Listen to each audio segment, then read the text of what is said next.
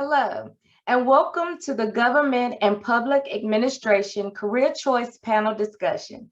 We are very excited to have our panelists and participants with us today. To get things started, we'd like to know how you are joining us. So at this time, please let us know if you are joining us as an individual attendee or if you are participating as a class via the poll on your screen.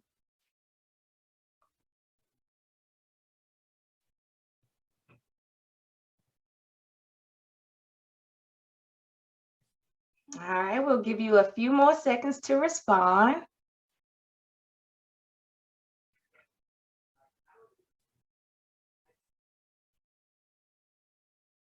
Okay, so it looks like about 60% of our attendees today are participating within their class. But however you are joining us today, we hope you'll actively participate in today's discussion. While you cannot chat with our panelists via the chat feature, you can and you are encouraged to submit your questions for the panel or a particular panelist via the Q&A feature. Submit your name or class name with your question, and we'll read it along with your submission. Or feel free to submit a question anonymously. There will also be a couple of polling questions like the one we just completed. So please submit your answers promptly to have your responses recorded. Now, without any further delay, I'd like to turn things over to today's panel's moderator, Dana Wilson from the Institute for Advanced Learning and Research. Welcome, Dana. Thank you so much, Adia. I'm so excited to be here. As Adia mentioned, my name is Dana Wilson. I serve as the Work-Based Learning Program Coordinator at the Institute for Advanced Learning and Research in Danville, Virginia. My role is to set up internships with local employers in the area to help support our K-12 students. And I also support the Major Clarity Initiative, which is the career exploration platform that you all use to explore careers. So without further delay, let's look at our Government and Public Administration Career Cluster. We are going to have our panelists introduce themselves. We'll start with Ben Bowman from the Virginia Department for Blind and Vision Impaired. Then we'll go to Dustin Dickens, Virginia Army National Guard. Then Earl Reynolds from the city of Danville. And then Taylor Roberts from Danville Parks and Rec. So Ben, why don't you get us started? Well, good morning and welcome everyone.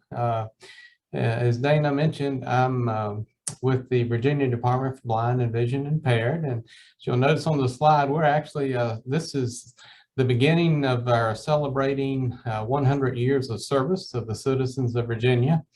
So we've been around for a long time. And the thing I would say about our agency is we literally serve individuals from birth to death. And by that, I mean, we have an early education, early intervention program. We have an educational consultant that works with school systems throughout the state, trying to help identify and engage children who may be born blind or with vision impairments.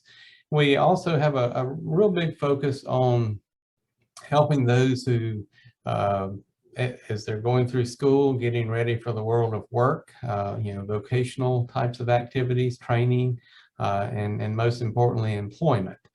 And we also have an older blind program that sometimes as folks age, they lose their sight. And that becomes an issue in terms of managing self-care. So we have an older blind program that helps folks with independent living skills. So we work with folks from the time they're born.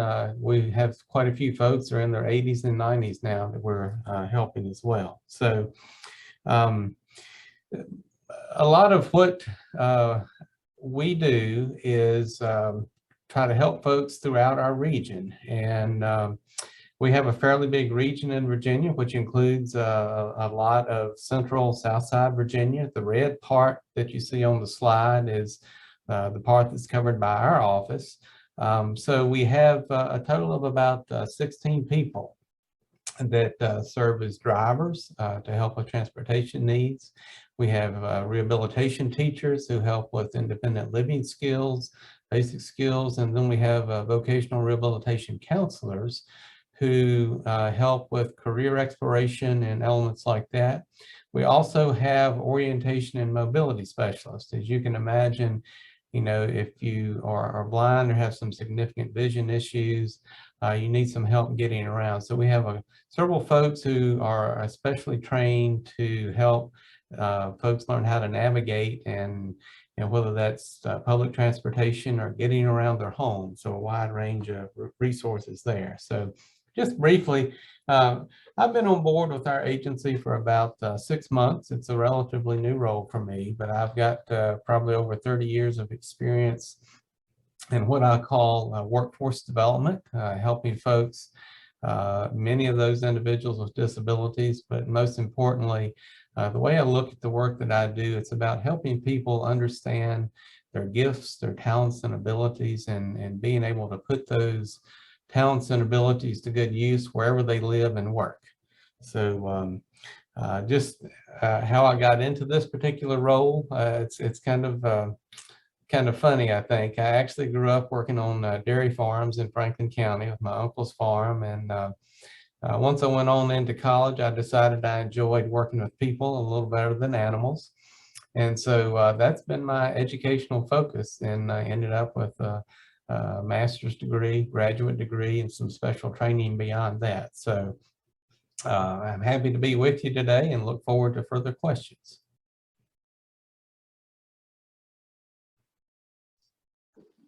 Good morning. I am Staff Sergeant Dickens with the Virginia Army National Guard, and we offer a wide variety of different things to help you today. So one of the major things that our organization does is we have a 2-tenant mission. We're part of the Army, and we're a component of the Army. We go to the same training. We wear the same equipment. We do everything just like the Army does, but we report to the state of Virginia first. Governor Northam is our commander-in-chief, and then President Joe Biden is our second commander-in-chief when he needs us.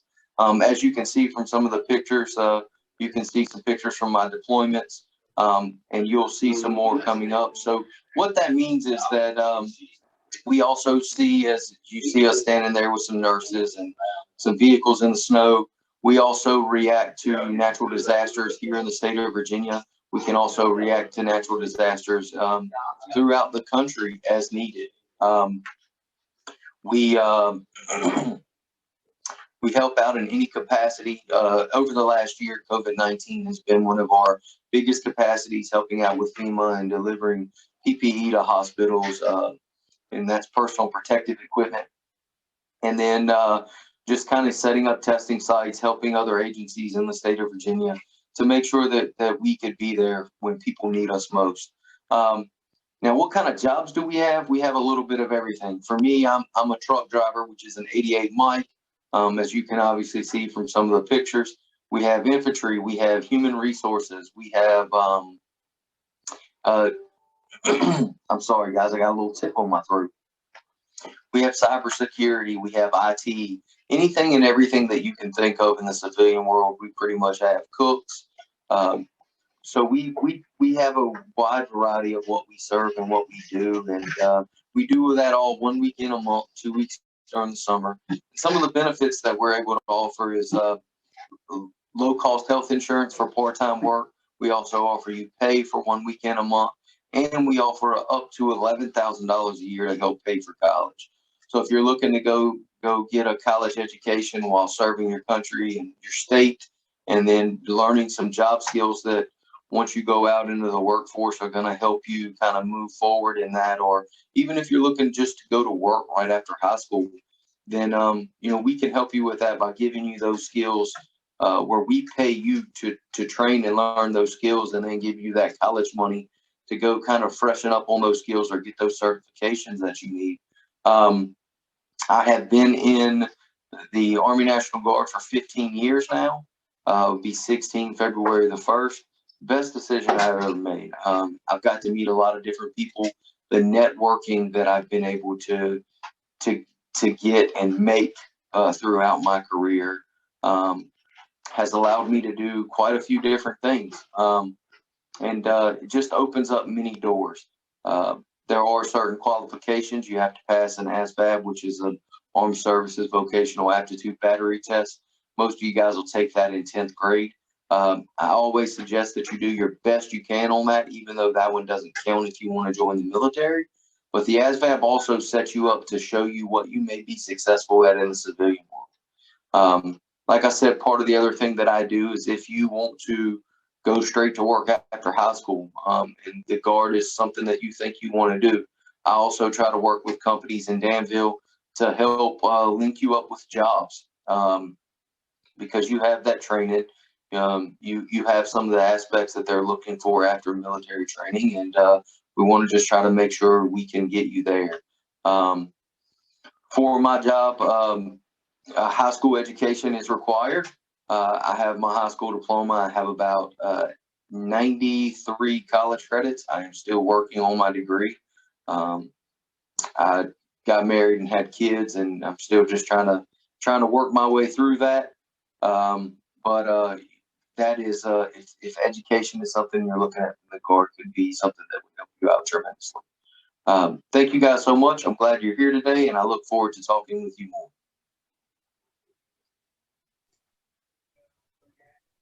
Good morning, everybody. My name is Earl Reynolds, and my position with the city of Danville is Deputy City Manager.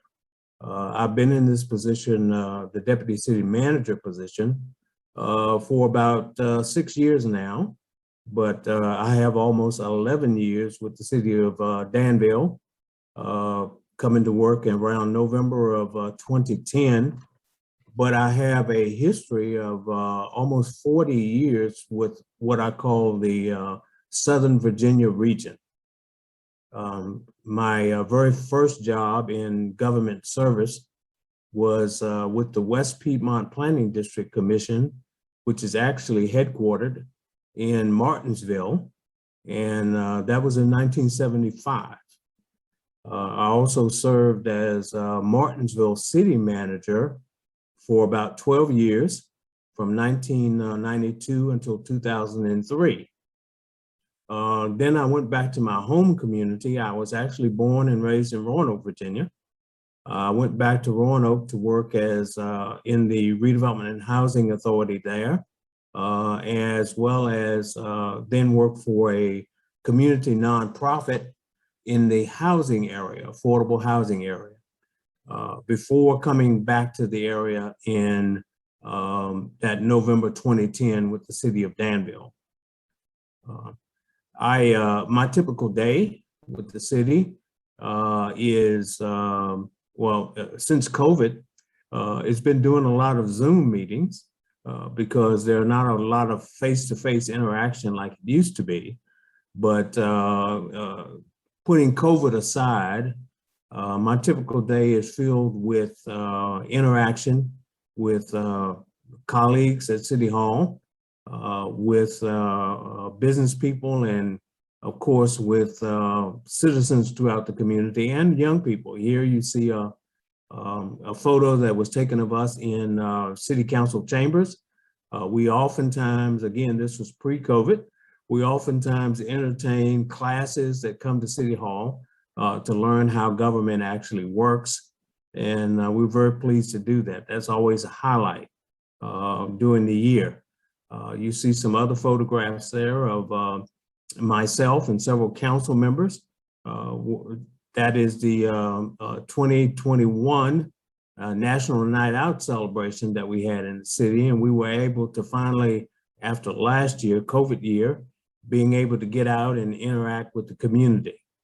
And you also see a photograph of myself and the city manager and the mayor, and the young man holding the plaque there, Mr. Robert David, who is our youth and gang violence prevention coordinator. And we were pleased in 2019 for that program to be recognized, it received statewide recognition from the Virginia Municipal League at the conference that they held in Roanoke, Virginia at that time.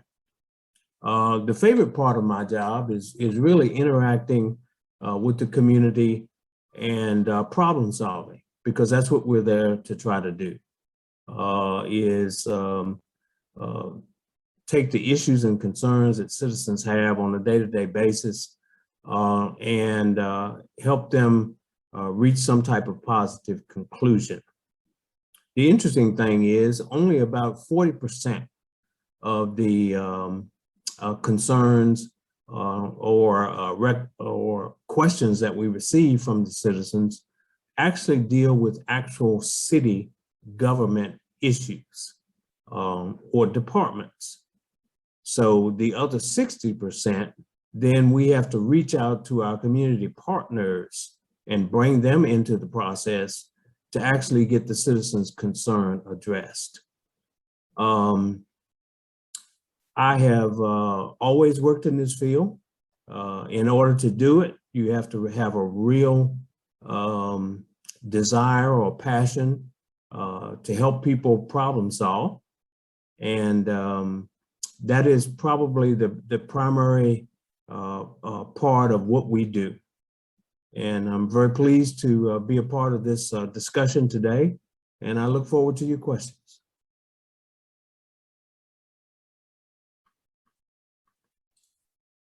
Hey everyone, my name is Taylor Roberts. I am the Special Events Coordinator with the City of Danville Parks and Recreation Department. I've been here for a little over 4 years. I think it's about 4.5 now.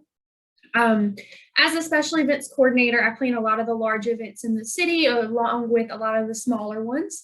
So some of the pictures I have popping up next is some of the large events I do is Children's Festival, July 4th celebration. We do 6 to 7 music at the market concerts each summer. Those are free. The Market Monster Mash, which is our huge Halloween event. And within those, we have a lot of smaller events too. So we'll do some dog events like Barktoberfest. We have the Market Monster Mash Dash, which is a family fun run, the Patriot Challenge. We do movies at the Crossing. The Community Holiday Light Show is one of the biggest that we do each year.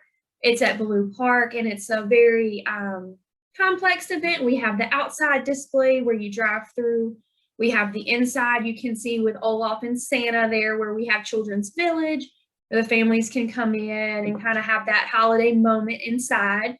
Those are some of the big events. And like I said, we have a lot of the smaller ones too. So it's a lot of fun to be able to put on these events for the city and see all the people and families come out and enjoy those.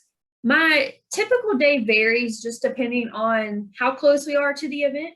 So on event days, of course, I'm on site, we're setting up, taking down, getting things ready for the people to come. Each event varies off of size as to how many people are going to be there. It dictates kind of what level of setup we have to have.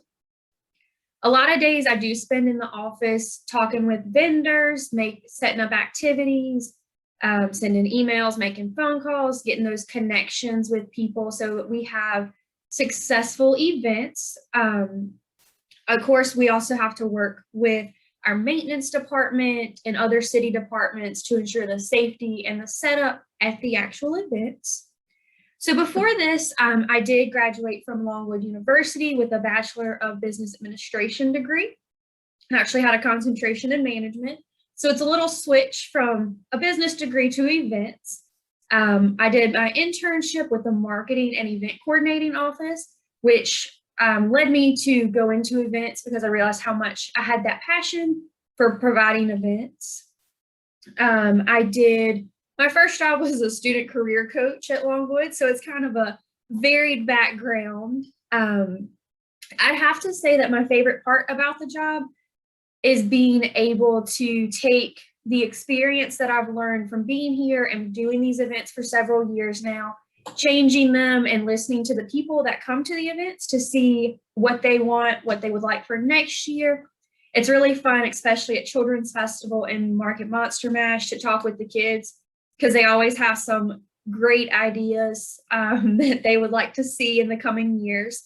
So we've actually added quite a few events to Children's Festival and different events like that actually come straight from talking with the people at the events. And it's so much fun to see how excited they are when they get to experience things that they may not have if we didn't have these events. So it's a lot of fun.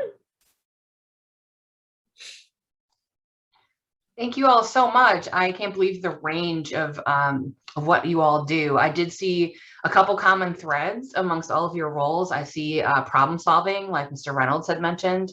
You're all working with the community, which is another big piece. You're providing some type of service.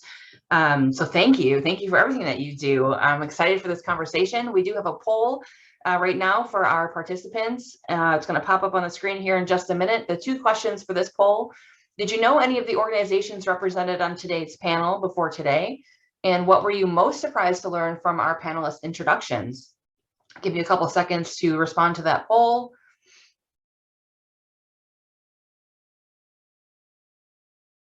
All right, let's see where we're at. All right, it looks about 63% of our people knew about the organizations represented on today's panel. And we have a pretty big breakdown here. This is the most diverse I've seen. So what were you most surprised to learn about? 38% said what they do, 13% have where they work, and 50% say their education and experience before their current job. So thank you for participating in that poll. We're going to start with a question that I actually have. I think this is a fun type of question. It's something you don't really think about in terms of your job. Can you think of anything that has surprised you? Like, what would surprise somebody else about? You've given us a basic description of what you do, but did you come across any surprises when you first started your role? And we'll start with Mr. Bowman here, and we'll go to Reynolds, and then we'll do Taylor and Dustin. I guess the biggest surprise to me, and it's probably no surprise to most folks, is that, you know, coming into this role, just having to deal with the unexpected issues around the COVID-19 challenges. As you can imagine, the work that we do, a lot of that is one-on-one with individuals. If you're having trouble seeing, you're blind, and you need assistance learning how to navigate and how to get around, you have to be in real close proximity. So we basically, you know, we've had to learn to adapt and do a lot, use technology a lot more, kind of like we're doing right now with Zoom. But, you know, I'd never really expected that, you know, we would have to be able to provide a lot of direct service through video conferencing. I know the whole medical profession has had to do a lot of that. So that's been my biggest surprise.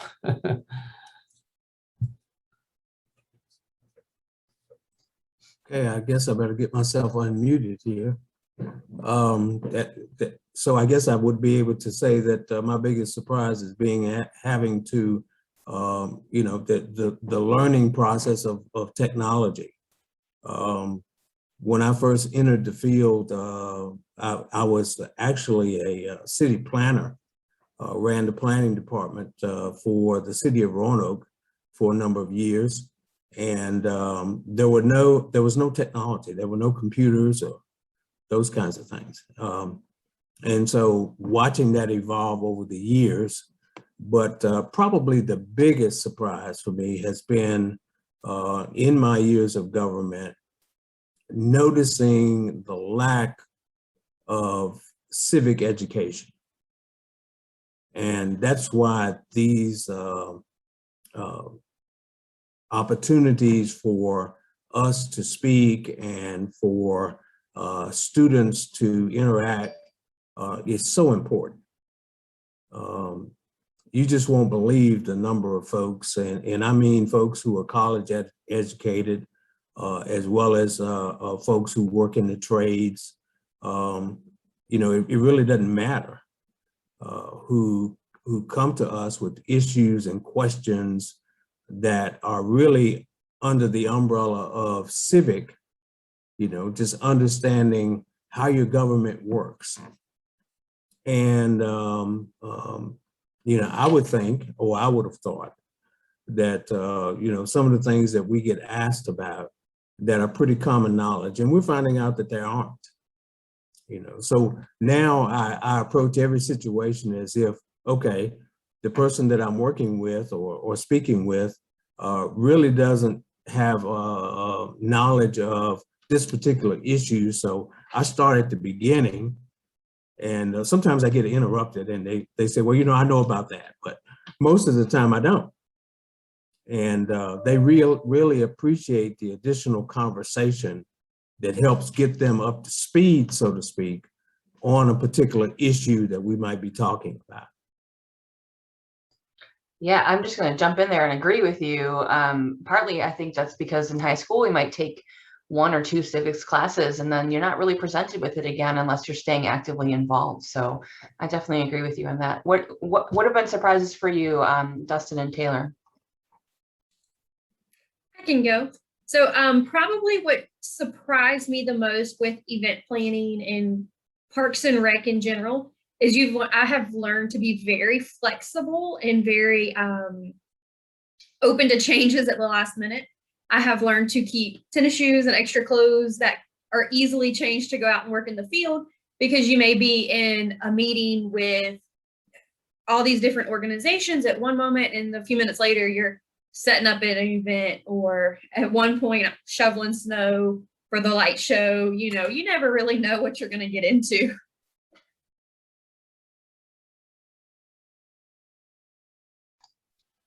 I would say for me, there's a couple of different things.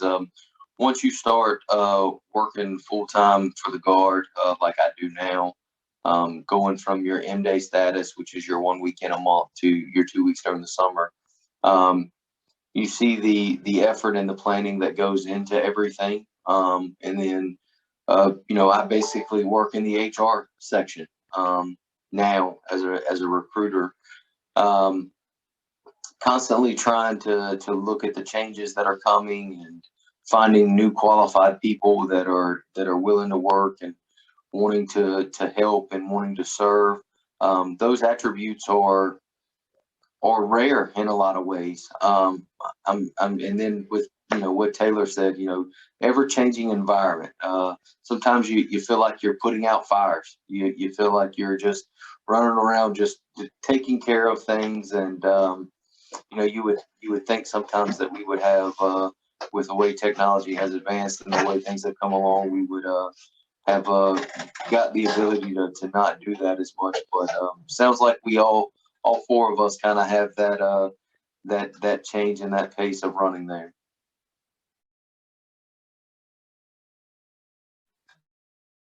Yeah, I'm seeing that actually as a common thread among all of our career panels over the past 2 days, is just having the ability to be flexible and kind of think on the fly, because you never know what's going to happen.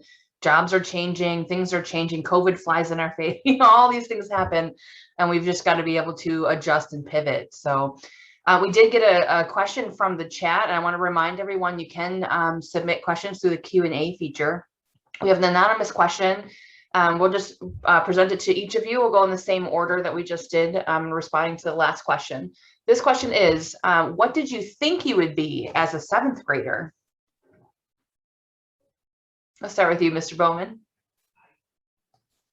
Well, it's funny you would ask. I would certainly say that I have great respect for Sergeant Dickens, because when I was a 7th grader, I wanted to be a truck driver. I was just fascinated with 18-wheelers and thought that's what I wanted to do. And then I thought, got into the farm work shortly after that. So I was thinking either construction or farming, and that's very different than what I'm doing right now.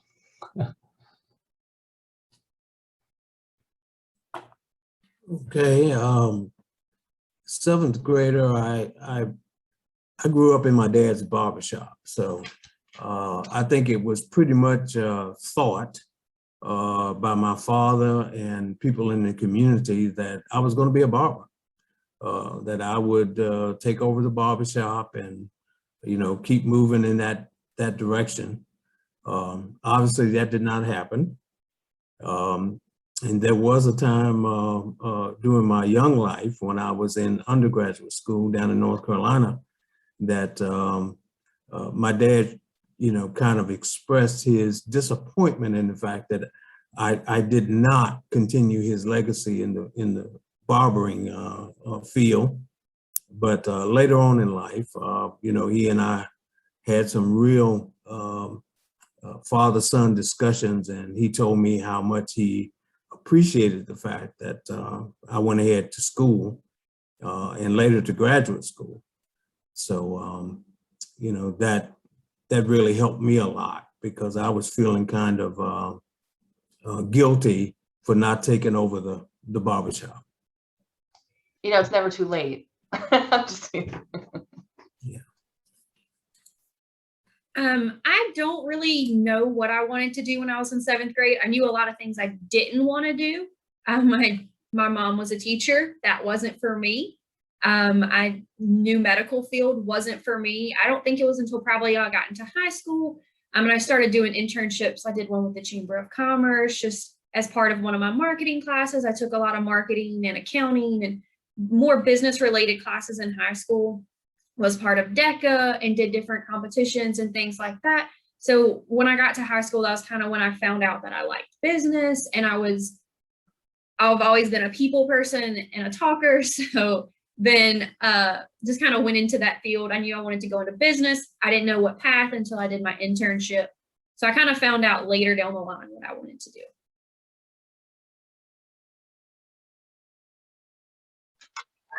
For me, in 7th grade, I wanted to be a soldier. It's one of the things that I wanted to go try to do to see if I could accomplish it.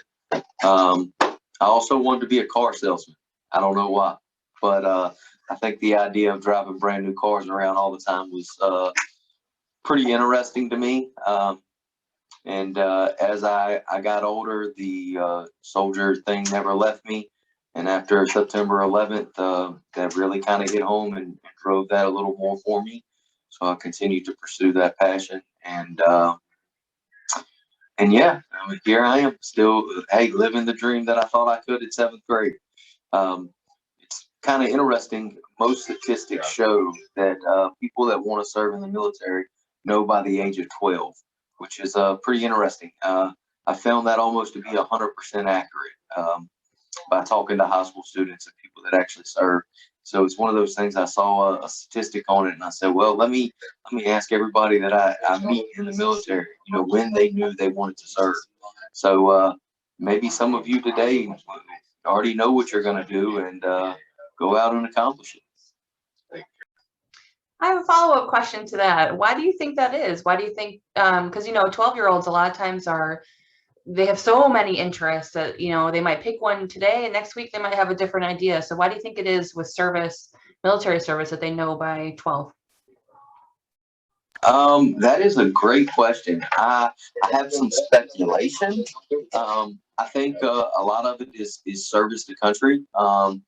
Just kind of being ingrained to that. I think some of it is just like Mr. Reynolds said, your mom, your dad, your brother, your uncle, somebody served, and you want to carry on that tradition. For me, I was the only person in my family to ever serve, and it just something about serving others and caring for others and being there. I've always been a person that fought for the weak. And I see that a lot in soldiers, you know, people wanting to, you know, maybe you're the kid right now that sits there and watches somebody gets bullied and wants to stand up for them. But, you know, you can't because you might get suspended. Well, in the military, we kind of get to do that. So I think a lot of it has to do with maybe character traits. But it's very interesting. I would like to see some more research on it. So Dana, if you can make that happen or figure out somebody that knows, then hey, let's get that going. I love research projects. Let's do it. Well, my next question is, again, we're going to just give it to each one of you. We'll start again with Mr. Bowman. It's a two-part question. What is your favorite part of your job, and what is the most challenging or your least favorite part of your job?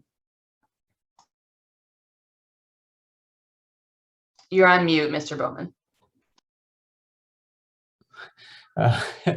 Favorite part of my job is really serving people. I think most of the panel participants here we're here today because we like helping people in some form or fashion, making a difference, you know, serving our country, you know. For those of us who are in public service, that's hopefully why we're in it, because we want to make a difference. We want to make our communities better. we want to help the lives of the people in our communities better. And that's what gets me up and going each day, just knowing that the folks that I work with are helping people find what they want to do with their life, helping them be successful in their lives. And so that's very energizing for me. In terms of, I think the second part was, what are the challenges that we face? Yes. I think from my perspective, there's always laws being passed, regulations being made, guidelines that we have to follow and to keep up with. And for me personally, that's one thing. It's challenging sometimes just to keep up with the changes in regulations. I know that most all regulations are there for a purpose, hopefully to make things more transparent when it comes to government, make things clearer. But that's probably for me. There is a lot of reading you have to do just to keep up with what needs to be done and what the expectations are.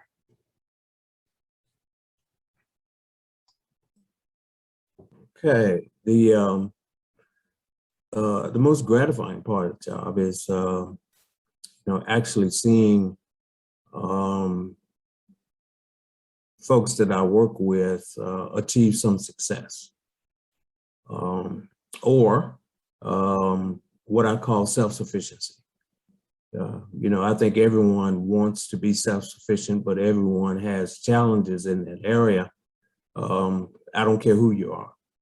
There's something going on in your life that, where you're just not quite there yet. And there is a need that needs to be addressed. On the flip side, the most challenging part is to actually be able to identify or create or develop the resources that people need to become self-sufficient, particularly in the times in which we live. Also mixing in there the fact that there's certain things that you can't do as actively as we once could prior to COVID. So communicating with people, getting others outside of your sphere of influence to be cooperative, and the whole process of identifying resources. Where are the things, or where can you get your hands on the things that people need to fill that void that they have, whatever it might be, so that they can be productive and parts of the community, citizens within the community. Thank you, Taylor. Yeah. Mm-hmm. Yeah, so I would have to say my favorite part is being able to be so creative and bring in new things to the area. Like I said, that really haven't been here before, to be able to create these one-day experiences for the people in the community. And I mean, a lot of my events, especially the light show, we have people that come from, one year we had people from 14 different states, as far as Maine, Florida, Texas. So you get to, we get to serve the local people, but we also get to serve people from further away, depending on the event. And probably some of the biggest challenges is finding something that everybody, like an event that everybody wants and enjoys on tight budgets and different things, so you can have the most events, things like that. So it's a lot of fun, but it does come with its challenges of working with the public as well as the organizations and stuff, but it's fun. So the biggest excitement that I get from my job, or the biggest takeaway that I have that is great for me, that I enjoy, is being able to help people meet their goals. So one of the things that I do, I tell people that I'm a different type of recruiter. Like, I sit down with you, I want to know what your 5-year plan is. I want to know how you want to achieve that, how you want to get there. and I want to show you how the guard can help you get there. Whether that's you've already graduated college and you got to pay back $50,000 in student loans, and the guard can help you do that. Or you're looking to go to college, but you don't know how you're going to pay for it. And then being able to set those people up with a plan and walk them through it and be able to get them there. And then when they complete that first step of basic training or AIT and they get that training done, and they've achieved something that they didn't think they could do. And just watching people take those steps to make that plan happen and achieve something, to steal Mr. Reynolds' words, to become sufficient, to be able to achieve those things on their own, and that accomplishment that they get there. That's probably the greatest thing for me. The most frustrating thing is what Mr. Bowman said, regulation. Like, it is always changing. There's always something new I got to do. There's always something new I got to look at, or make sure that I'm versed on, to make sure that whatever I tell you, you can get, to make sure that it comes true, and that these are things that you can actually get. So that's kind of frustrating, and that is the most frustrating. I'm not even gonna lie, that's the most frustrating. But yeah, that's it for me. I think that's frustrating in education as well. Just, there's always a policy, things are always changing. And then we have things like a pandemic that come in and just change everything all over again, or add more regulations to things. So we have only about 5 minutes left. So I'm going to do a very quick hot pocket question. I'm going to go to each one of you. So 1-word response if you can. What is the biggest benefit of working in either the service industry or in government administration? What is the benefit that you see? And we'll start with Mr. Bowman. Oh, you're on mute. Say, how about 2 words? Making a difference. I like that. Mr. Reynolds. Well, Mr. Bowman, I don't know any better way to put it. Making a difference. I like that. Are you guys going to have the same one, Taylor? Pretty much. It's Yeah. just the impact off of Absolutely. impact that you leave on people's lives. That's great. I have to agree with all 3. I mean, I think as humans, we want to make an impact on the people around us. And I think that's a general feeling that we all have. And we just need to connect and find the right places for us to be successful in doing that. So you all are amazing. The last question that we have is, what is the best career advice that you could give to our students today? Again, Mr. Bowman, we'll have you start. Yeah, the one thing I would emphasize is, if you think you're interested in something, get out there and do it. The earlier you can start doing things work related, the better. I was 13 years old when I started working on my uncle's dairy farm, and I have to share with many people that, the years I spent on the farm probably has helped me more than anything else. Despite my role working with people now, I've learned how to get up early and work hard, and so that's paid off in the long run. I think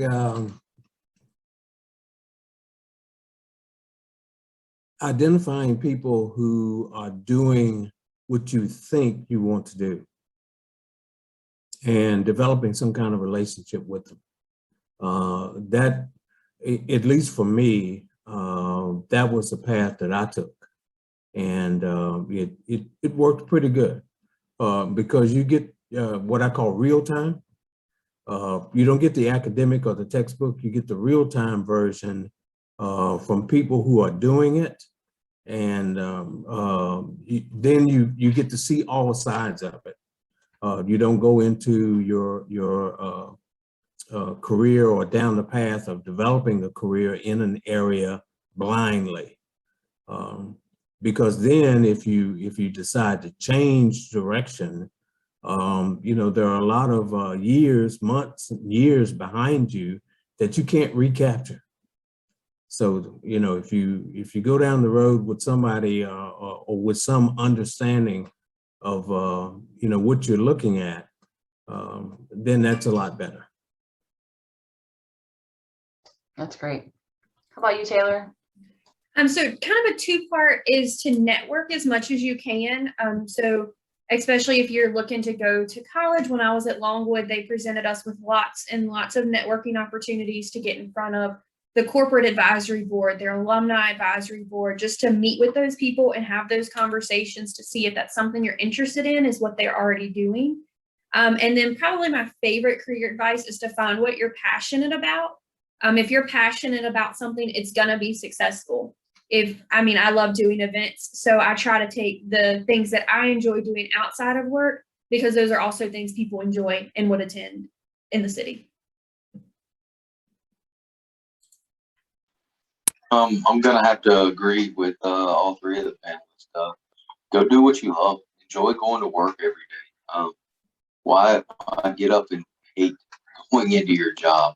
I absolutely love mine. I love getting up every day, going to high schools, talking to students, meeting with people, just talking to people out in public about what the card can do for them. Go try everything. Nobody says you have to figure it out. Maybe it's a career technical field for you. Maybe it's plumbing or hands-on or welding or whatever it may be. But find people that are in those fields and go talk to them. Ask them what their job is like. Ask them questions. I promise you that if you go find those people that are in these fields, there's not a single adult that's not going to go, hey, this is what I love about my job. Hey, this is what I hate about my job. Hey, this is what I do every day. They're going to talk to you, because they want to share that knowledge. Everybody wants to share the knowledge that we have with other people to make sure that you can backfill with people that are going to enjoy doing what they're doing. Ask questions. Don't be afraid to ask questions, and just go out for what you want to go out for. Don't let anybody tell you that you can't do it because of any reason. You can go achieve whatever you want to go do. I feel so empowered. Thank you so much, all of you. Such great advice, such a great conversation. If I were to give any career advice, it would be everything that you all just said. And the only thing I would add is step out of your comfort zone. That's the best way for you to grow, is to get out of the shadow that you're currently in and walk into a light that you don't know. So that's what I would say. And I'm going to thank you one more time and hand this over to Adia to finish us up. Thank you so much, Dana. Students, we hope you were exposed to some new careers and organizations in our region today. You can continue your career exploration through Major Clarity and the Career Choice website and activities. Remember, the more you engage, the more you earn. This panel counts as an activity towards Career Choice gear, and do the other panels, the scavenger hunt and the survey. Thank you so much to our moderator, panelists, teachers, and sponsors who made today's discussion possible. We couldn't bring Career Choice to our regional students without you. Here's hoping that we get to see you all, your business, students, and teachers back in person next school year. Thank you so much. Have a great day.